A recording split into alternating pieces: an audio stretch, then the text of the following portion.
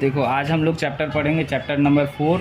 Chapter का नाम है pressure in fluid and atmospheric pressure. ठीक है, यानी फ्लूइड क्या होता है? एक कोई भी ऐसा चीज़ जो फ्लो करता है उसको हम लोग फ्लूइड बोलते हैं। ठीक है, आगे तो पढ़ेंगे। तो उसी के अंदर प्रेशर पढ़ेंगे हम लोग कि फ्लूइड में प्रेशर कैसे होता है, और एटमॉस्फेरिक प्रेशर यानी एटमॉस्फेयर में किस तरीके से प्रेशर होता है, कैसे नापते हैं, सारा चीज़ के बारे में हम लोग इस चैप्टर में पढ़ेंगे। फर्स्ट टॉपिक है थ्रस्ट, और थ्रस्ट के साथ है प्रेशर। तो सबसे पहले समझते हैं थ्रस्ट क्या होता है। Thrust a force can be applied on a surface in any direction. Force किसी भी सरफेस पे किसी भी तरीके से, जैसे ये एक सरफेस है, इस पर किधर किसी भी तरीके से हम लोग फोर्स को अप्लाई कर सकते हैं। लेकिन when a force is applied in the direction normal और परपेंडिकुलर टू इट सरफेस। अब देखो परपेंडिकुलर क्या होता है। मान लो ये एक सरफेस है, इसके एग्जैक्ट हम लोग 90 डिग्री पे, एग्जैक्ट यहाँ से ये इस प्लेन से इस प्लेन पे 90 डिग्री का अगर एंगल बन रहा है तो इस एंगल को हम लोग बोलेंगे परपेंडिकुलर या नॉर्मल। ठीक है, तो नॉर्मल का मतलब होता है परपेंडिकुलर। ठीक है, तो अगर हम फोर्स लगाएं लेकिन किसी एंगल पे नहीं लगा के डायरेक्ट परपेंडिकुलर लगाएं तो उसको हम लोग थ्रस्ट बोलते हैं। ठीक है, हाँ, to the surface it is called thrust. Thrust is the force acting normally on the surface. Normally का मतलब क्या होता है? परपेंडिकुलरली। ठीक है, एकदम clear. The thrust exerted by a body placed on a surface is equal to its weight. अब क्या है, जैसे मान लो कि ये कवर का वेट 20 ग्राम्स है, तो इसका मतलब क्या है? ये जो 20 ग्राम है ये डाउनवर्ड के तरफ फोर्स लगा रहा है, यानी ये जो कवर है ये एग्जैक्टली डाउनवर्ड के तरफ 20 ग्राम का फोर्स लगा रहा है। ठीक है, तो यहाँ पे वही बोलना चाह रहा है कि बॉडी का जितना वेट होता है वो ऑब्जेक्ट उतना ही फोर्स डाउनवर्ड लगाता है। थ्रस्ट का देखो यहाँ पे भी फिर से लिखा हुआ है, थ्रस्ट जो होता है वो वेट ऑफ द बॉडी के इक्वल होता है। ठीक है, thrust exerted by the body on a surface, यानी कितना थ्रस्ट एक बॉडी लगा रहा है वो इक्वल होता है कितना बॉडी का उसका वेट है। ठीक है, यानी एक कवर उतना थ्रस्ट लगा रहा है जितना उसका वेट है। एकदम सिंपल में यही है। थ्रस्ट क्या होता है? एक वेक्टर क्वांटिटी होता है। हम लोग चैप्टर 1 में सीखे थे कि वेक्टर क्वांटिटी वो क्वांटिटी होता है जिसका डायरेक्शन होता है। तो देखो थ्रस्ट का डायरेक्शन क्यों है? क्योंकि हम अभी बताए कि नॉर्मली एक्ट कर रहा है, यानी 90 डिग्री के एंगल पे एक्ट कर रहा है। तो ये जो एंगल होता है, जब भी बात एंगल या डायरेक्शन का आए तो उसको हम लोग बोलते हैं वेक्टर क्वांटिटी। जब बात एंगल और मैग्नीट्यूड दोनों का आता है तो उसको हम लोग बोलते हैं वेक्टर क्वांटिटी। तो थ्रस्ट जो है वो एक वेक्टर क्वांटिटी है। आगे पढ़ते हैं यूनिट ऑफ थ्रस्ट। देखो थ्रस्ट क्या है? थ्रस्ट है एक तरह का फोर्स। थ्रस्ट अभी हम लोग क्या पढ़े? एक तरह का फोर्स है।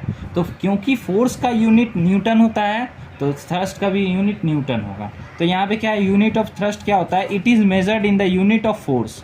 हम बता दिए थे पहले, the SI unit of thrust is Newton, जिसको एन से डिनोट करते हैं, एंड सीजीएस यूनिट इज डायन, जिसको डी वाई से डिनोट करते हैं जनरली। अच्छा, एक न्यूटन में 10 का पावर 5 डाइन होता है। ये हम लोग चैप्टर 1, 2 बहुत बार पढ़ चुके हैं।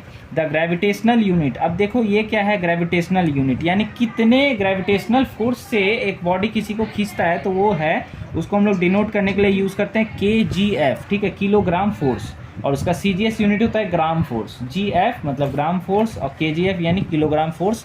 ये CGS और ऐसा यूनिट होता है। ठीक है, तो यहाँ पे 1 KGF होता है 9.8 न्यूटन के बराबर। ठीक है, 9.8 न्यूटन के बराबर होता है, और 1 GF होता है 980 डाइन के बराबर। तो ये याद कर लेना अच्छे से। नेक्स्ट आता है प्रेशर। प्रेशर क्या होता है? देखो प्रेशर में यहाँ पे जो लिखा है उससे पहले हम बता रहे हैं कि पर यूनिट एरिया को तो हम लोग हाँ, तो प्रेशर जो होता है वो होता है फोर्स पर यूनिट एरिया। यानी देखो प्रेशर का फॉर्मूला होगा फोर्स बाय एरिया। ठीक है, यानी कम एरिया पे फोर्स लगाओगे तो ज़्यादा प्रेशर होगा, ज़्यादा एरिया पे फोर्स लगाओगे, सेम फोर्स लगाओगे तो कम प्रेशर होगा। ये इसको समझने के लिए एग्जांपल तो बहुत दिया हुआ है, लेकिन क्या है देखो पहले ये वाला पढ़ लेते हैं। The effect of thrust on a surface depending on the area. जो थ्रस्ट डिपेंड करता है एरिया पे, कितना एरिया पे लग रहा है, on the surface on which it acts. The effect of thrust is less on the area while it is more on the small area. अगर थोड़े एरिया पे 10 न्यूटन का फोर्स लगाएं और एक जगह बड़े एरिया पे 10 न्यूटन का फोर्स लगाएं तो ज़्यादा इम्पैक्ट छोटे एरिया पे करता है। इसी इम्पैक्ट को हम लोग प्रेशर बोलते हैं। जैसे एकदम सिंपल में बोलें तो एक पेंसिल वाला जो सैंडल होता है, ठीक है, वो अगर किसी के पैर पे रखा जाए ठीक है, तो वो ज़्यादा दर्द होगा, और एक नॉर्मल जो चप्पल होता है वो कम दर्द होगा, क्योंकि चप्पल का एरिया ज़्यादा होता है, पेंसिल सैंडल का एरिया कम होता है।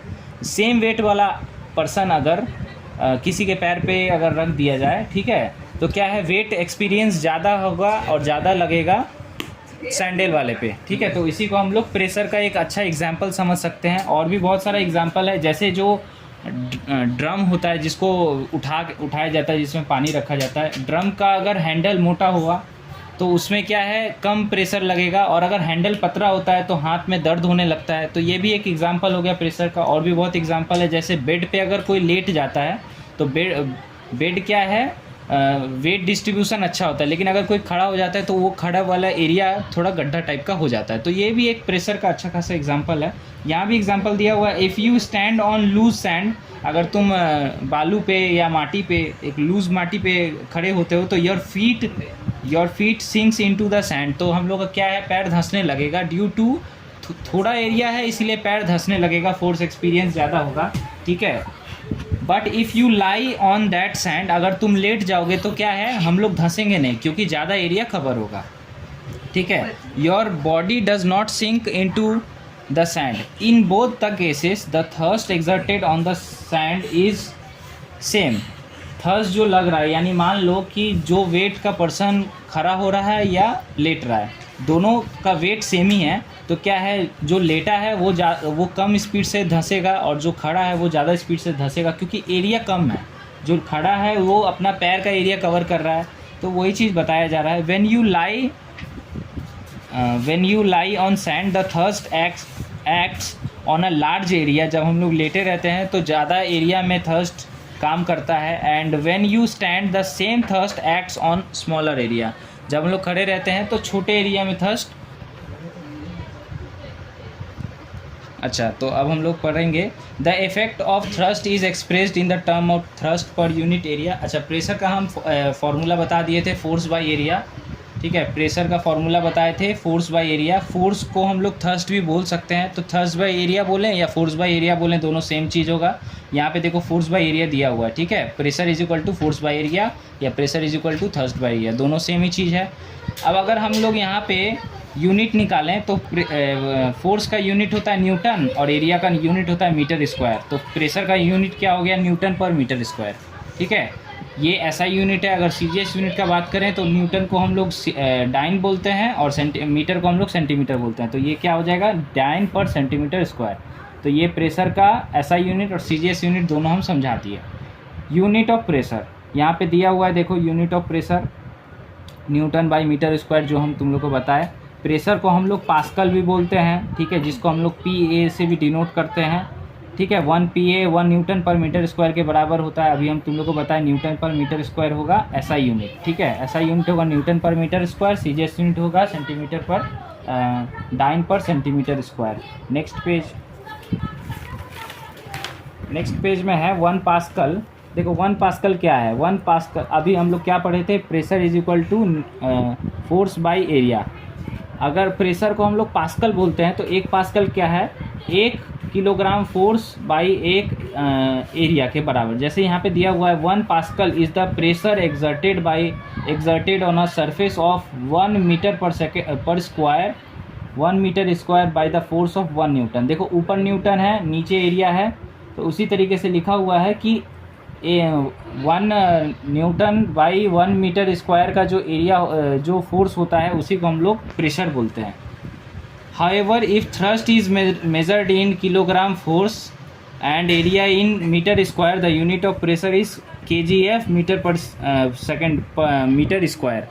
ये किस तरीके से है, ये देखो फोर्स को हम लोग अगर kgf से लिखें तो ये हो जाएगा kgf पर मीटर स्क्वायर। ये हम लोग का ग्रेविटेशनल पुल के हिसाब से दिया हुआ है, ये उतना इम्पोर्टेंट नहीं है। सीजीएस यूनिट देखो, सीजीएस यूनिट फॉर्मूला क्या होता है, pressure is equal to force by area. Force का सीजीएस यूनिट हो गया हम लोग का डाइन, जो यहाँ लिखा हुआ है, और एरिया का होता है सेंटीमीटर स्क्वायर, तो वो लिखा हुआ है 1 डाइन सेंटीमीटर स्क्वायर, ठीक है। If thrust is measured in GF, अगर हम लोग जीएफ के तरीके से लिखें तो फोर्स होगा जीएफ और ये होगा सेंटीमीटर स्क्वायर, तो 1 जीएफ पर सेंटीमीटर स्क्वायर हो जाएगा। अच्छा, प्रेशर को हम लोग 1 बार भी बोलते हैं, ठीक है, 1 बार से भी डिनोट कर सकते हैं, मिली बार से भी डिनोट कर सकते हैं। तो ये अलग अलग तरीका है प्रेशर को डिनोट करने का, यहाँ पे पूरा दिया हुआ है। जैसे 1 बार 10⁻5 न्यूटन पर मीटर स्क्वायर के बराबर होता है, 1 मिली बार 10⁻³ बार के इक्वल होता है, या 10 स्क्वायर या 100 बोल सकते हैं, 100 न्यूटन पर मीटर स्क्वायर होता है। तो ये लर्न कर लेना। The atmospheric pressure is generally expressed in the term of height. अब देखो यहाँ से इंपॉर्टेंट पार्ट स्टार्ट हो रहा है। एटमॉस्फेरिक प्रेशर जो होता है वो कुछ कुछ बात पे डिपेंड करता है। जैसे पहला है हाइट, ठीक है। तो देखो यहाँ पे एक एक्सपेरिमेंट को भी शो किया गया है। The atmospheric pressure is generally expressed in the term of height. अच्छा, हम लोग एटमॉस्फेरिक प्रेशर जो होता है यानी प्रेशर को हम लोग डिनोट करते हैं हाइट के टर्म में। ये याद करके रखना है, 76 सेंटीमीटर ऑफ Hg। इसका मतलब क्या है, एक नॉर्मल प्रेशर के टाइम पे मर्क्यूरी 76 सेंटीमीटर के हाइट तक चला जाता है। तो प्रेशर को हम लोग हाइट से डिनोट करते हैं, ठीक है। जैसे 76 सेंटीमीटर ऑफ Hg, या तो ये याद रखना है या तो 0.76 मीटर। इस सेंटीमीटर को ही मीटर में कन्वर्ट किया गया है, ठीक है। और मिलीमीटर में बोले तो 760 मिलीमीटर ऑफ Hg मतलब मर्क्यूरी। ये जो प्रेशर बता रहा है ये सी लेवल पे है, ठीक है। सी लेवल मतलब नॉर्मल लेवल, जहाँ से हर चीज़ मेजर होता है, which is taken as 1 atmosphere. तो 1 atmosphere is equal to 76 centimetre of Hg होता है। ये याद करके रखना है, सम्स बनाने में भी ये काम आएगा। दस atmospheric pressure is also expressed in the unit atmosphere, जिसका सिंबल है ATM। एटमॉस्फेयर को हम लोग ऐसे भी लिख सकते हैं ATM, ठीक है। Where 1 atmosphere is equal to 0.76 metre of Hg यानी मर्क्यूरी, या 1.013 इंटू 10⁵ पास्कल। ये सब ही तरीके से हम लोग एक प्रेशर को लिखा जा सकता है। Sometimes we use torr as unit of atmosphere. हम लोग factors affecting the pressure, pressure किस किस बात पे डिपेंड करता है। तो प्रेशर देखो प्रेशर का फॉर्मूला क्योंकि होता है फोर्स और बाई एरिया, इसका मतलब सिर्फ फोर्स और एरिया, यही दो ऐसा चीज़ है जिस पे प्रेशर डिपेंड करता है, ठीक है। तो यहाँ पे एक एग्जांपल दिया हुआ है, 2 तरीके से ब्रिक रखा हुआ है, ईटा रखा हुआ है 2 तरीके से। एक बार छोटा एरिया कवर कर रहा है और एक बार देखो बड़ा एरिया कवर कर रहा है। तो जाहिर सा बात है इसमें प्रेशर ज़्यादा लग रहा है और इसमें प्रेशर कम लग रहा है, ठीक है। तो ये एक तरीके से समझने के लिए दिया गया है। तो हम ऊपर से ही बता दे रहे हैं, फोर्स और एरिया ये 2 बात है जिस पे प्रेशर डिपेंड करता है, ठीक है। देखो यहाँ पे ब्रिक का डायमेंशन दिया हुआ है, यानी लेंथ 20 सेंटीमीटर, ये 10 सेंटीमीटर, ये 5 सेंटीमीटर। अगर हम इसको ज़मीन पे रखेंगे तो ये छोटा सा एरिया कवर हो रहा है। ये छोटा सा एरिया का फॉर्मूला क्या होता है, लेंथ इंटू ब्रेथ। अगर हम इसको, ये 5 दिया हुआ है ऊपर तो ये भी 5 होगा, और ये 10 दिया हुआ है तो ये भी 10 होगा, यानी इसका 10 इंटू 5 यानी 50 आएगा, ठीक है। और इस जगह पे ये ऊपर का 20 है और ये ऊपर का 10 है, तो यहाँ पे 20 इंटू 10, तो यहाँ 200 हो रहा है और यहाँ पे 50 हो रहा है। तो इस तरीके से हम लोग बोल सकते हैं कि इसमें प्रेशर ज़्यादा लग रहा है और इसमें प्रेशर कम लग रहा है। ये एकदम शॉर्टकट तरीका है सिर्फ समझने का, कितना किस में लग रहा है उसके लिए तो सिर्फ डिवाइड करके देखने से ही समझ में आएगा, ठीक है। तो अभी हम लोग वेट ऑफ इंक्रीजिंग प्रेशर पे आते हैं, किस तरीके से प्रेशर बढ़ाया जाता है। अगर हम एरिया को कम करेंगे, जैसे जैसे एरिया कम होते जाता है, यहीं से हम लोग सीखे हैं, एरिया कम ही था, छोटा जगह था तो ज़्यादा प्रेशर लग रहा था, बड़ा जगह था तो कम प्रेशर लग रहा था। इसका मतलब अगर हम एरिया कम करते जाते हैं, जैसे एरिया कम होगा प्रेशर बढ़ते जाएगा। देखो यहाँ पे लिखा हुआ है कुछ example, for the given thrust the pressure of an surface is increased by reducing the area. यहाँ लिखा हुआ है देखो कि अगर एरिया को हम रिड्यूस करें यानी एरिया को कम करें तो प्रेशर बढ़ जाता है। इंक्रीज़ होता है जब रिड्यूस होता है एरिया। एग्जाम्पल के तौर पे एक नेल जो होता है या पिन होता है, उसको, उसका जो टिप होता है उसको छोटा या पतला बनाया जाता है ताकि उसका एरिया जो है वो कम लगे। एरिया कम रहेगा तो क्या है, प्रेशर ज़्यादा लगेगा और इसीलिए इजीली नेल वॉल पे ढुक जाएगा, ठीक है। उस तरीके से बहुत सारे एग्जांपल है, जैसे चाकू जो होता है उसका कटिंग साइड जो होता है वो शार्प होता है। शार्प इसीलिए होता है ताकि कम एरिया लगे, कम एरिया पे ज़्यादा फोर्स एक्ट करता है, तो उस तरीके से प्रेशर ज़्यादा लगेगा। तो कटिंग टूल जितना भी होता है सबका शार्प एज होता है, ठीक है। तो ये 2 एग्जांपल है यहाँ पे दिया हुआ है। The cutting tool also have either sharp और पॉइंटेड। कटिंग टूल या तो शार्प होता है या तो पॉइंटेड होता है edge, so that even a small thrust यानी कम फोर्स लगा करके भी हम लोग जो रिज़ल्ट है वो सेम रख पाएँ। इसीलिए जो एरिया तो कम किया जाता है, ठीक है। और अगर हम लोग को प्रेशर बढ़ाना है, वेज ऑफ डिक्रीजिंग प्रेशर, अगर हम लोग को प्रेशर डिक्रीज़ यानी घटाना है तो क्या है, हम लोग को एरिया बढ़ाना चाहिए। अगर एक शार्प किया हुआ चाकू इजीली कट कर देता है एप्पल को, ठीक है, लेकिन एक ब्लंट चाकू यानी जो जिसका धार नहीं होता है, धार मुड़ा होता है, वो इजीली कट नहीं कर पाता है, क्योंकि ब्लंट चाकू में ज़्यादा एरिया कवर होता है, ठीक है। तो ये एक एग्जांपल है, यहाँ पे और भी बहुत सारे एग्जांपल है। For the given thrust the pressure on a surface is reduced, pressure reduce हो जाएगा व्हेन इंक्रीज द एरिया, जब हम लोग एरिया को इंक्रीज़ करेंगे तो प्रेशर कम हो जाएगा, ठीक है। तो ये हम बता दिए तुम लोग को। नेक्स्ट में है प्रेशर इन फ्लूइड। अब यहाँ से जो है ये एक अलग चैप्टर भी समझ सकते हैं, ये अलग ही टॉपिक है, प्रेशर इन फ्लूइड, यानी फ्लूइड के अंदर प्रेशर कैसे एक्ट करता है। देखो, अगर कोई सॉलिड ऑब्जेक्ट होता है तो प्रेशर डाउनवर्ड लगता है, ठीक है, सॉलिड ऑब्जेक्ट में प्रेशर डाउनवर्ड लगता है। Pressure in fluid, a substance which can flow is called fluid. तो हम लोग पहले ही पता कर लिए हैं फ्लूइड क्या होता है। ऐसा कोई भी सब्सटेंस जो फ्लो होता है उसको हम लोग फ्लूइड बोलते हैं। All liquid and gases are fluid. A solid exert pressure on a surface due to its weight. देखो यहाँ पे लिखा हुआ है कि एक सॉलिड सरफेस होता है, वो अपना प्रेशर जो है वो नीचे के तरफ यानी डाउनवर्ड के तरफ लगाता है, उतना ही लगाता है जितना उसका वेट होता है। Similarly a fluid also exerts pressure due to its weight. अब क्या है कि जो लिक्विड होता है या जो फ्लूइड होता है वो भी डाउनवर्ड फोर्स लगाता है, लेकिन डिपेंड करता है, वो अलग अलग फैक्टर पे डिपेंड करता है। A fluid also exert pressure due to its weight. A solid exerts pressure only on the surface on which it is placed. Solid जो है वो उसी जगह पे प्रेशर क्रिएट करेगा जहाँ वो रखा गया है, लेकिन फ्लूइड के केस पे फ्लूइड अपना प्रेशर जो है वो हर तरफ लगाता है, ठीक है। वो डायग्राम से हम लोग समझेंगे। ए सॉलिड, हाँ, that is at the bottom, यानी सॉलिड अगर कहीं पे रखा हुआ है, ये अगर यहाँ रखा हुआ है तो ये अपना प्रेशर नीचे की तरफ लगा रहा है। लेकिन अगर एक कंटेनर में इसको डाल दिया जाए, एक टब में डाल दिया जाए, तो फ्लूइड जो पानी है वो हर तरफ ऊपर नीचे दाएं बाएं हर तरफ प्रेशर लगाता है। तो ये डिपेंड, दोनों का अलग अलग है, ठीक है। That is at the bottom, यानी सॉलिड जो है वो नीचे की तरफ लगाता है, but a fluid exert pressure on the bottom as well as on the wall. तो फ्लूइड यानी यहाँ पे वॉल पे भी प्रेशर लगेगा और नीचे भी प्रेशर लगेगा जब पानी का बात होगा, लेकिन सॉलिड में सिर्फ नीचे प्रेशर लगता है, ठीक है। A fluid therefore exert pressure in all direction, ये याद रखना, फ्लूइड जो है वो हर तरफ अपना प्रेशर लगाता है, या थ्रस्ट बोल सकते हैं। ए fluid contained in a vessel exert pressure at all point and in all direction, ठीक है। ये सेम चीज़ है। फ्लूइड जो होता है, कंटेनर में जो फ्लूइड होता है वो कंटेनर के हर एक डायरेक्शन, हर एक पॉसिबल डायरेक्शन पे फोर्स को लगाता है। एक्सपेरिमेंटल डिमॉन्स्ट्रेशन, अब हम लोग समझेंगे कि कहाँ कम कहाँ ज़्यादा लगता है। देखो, टॉप पे अगर हम एक पानी का जार लिए और ऊपर में छेद किए और नीचे में छेद किए एट द सेम टाइम, ऊपर से जो पानी गिरेगा वो नज़दीक गिरेगा और नीचे से जो पानी गिरेगा वो दूर तक जाएगा, ठीक है। ये एक्सपेरिमेंटल व्यू है। इससे हम लोग को समझ में आ रहा है कि प्रेशर जो है वो नीचे के तरफ ज़्यादा लगता है और ऊपर के तरफ कम लगता है, ठीक है। सॉलिड के केस में सिर्फ नीचे के तरफ ही लगता है, लेकिन लिक्विड के केस में हर तरफ लगता है। अब ये कैसे समझ में आया कि हर तरफ लगता है।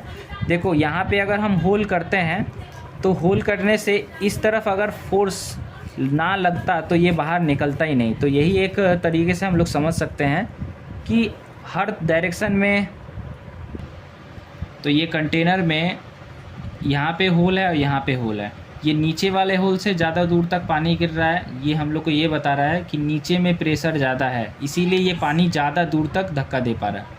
और ऊपर का होल से पानी नज़दीक गिर रहा है, इसका मतलब ऊपर में प्रेशर कम है।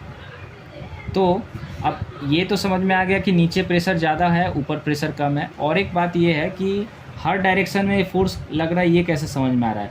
अगर यहाँ पे होल किया जाता और वाटर नीचे फ्लो नहीं होता, नीचे अगर नहीं गिरता है, इसका मतलब ये था कि हर डायरेक्शन में फोर्स नहीं लग रहा है, लेकिन ये पानी इधर निकल जा रहा है, इसका मतलब इधर कोई ना कोई फोर्स एक्सपीरियंस कर रहा है। तो इसी से हम लोग को समझ में आता है कि लिक्विड के अंदर हर तरफ में फोर्स एक्सपीरियंस होता है।